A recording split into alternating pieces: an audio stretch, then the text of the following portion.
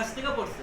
স্বাভাবিকত আজকে এই 92% মুসলমানের দেশে দেখেন মুসলমানই কিন্তু আজকে এই রাষ্ট্র চালানোর কথা, কিন্তু দেখেন আজকে বরিশালে নায়েব হিসাবে তারা ক্ষমতা যাইতে দেয় না কেন? তাদের ভিতরে ভয়, ওই চুরি লুটপাট এগুলো করতে পারবে না। আমাদের সংগঠনে এটা নাই, আমরা আদর্শের রাজনীতি করি। না হইলে এই 5 তারিখে একবারে পুরো বরিশাল তলায় যাইতো। আপনি বাধ্যতামূলক বাধ্য হইতো ওরা হুজুরকে নির্বাচিত করার জন্য, কিন্তু আমরা ওই যে আদর্শের রাজনীতি করি। তো আমাদের স্লোগানও কিন্তু আদর্শবান যুবক জাগলে জাগবে এই দেশ, জাগবে এই জাতি।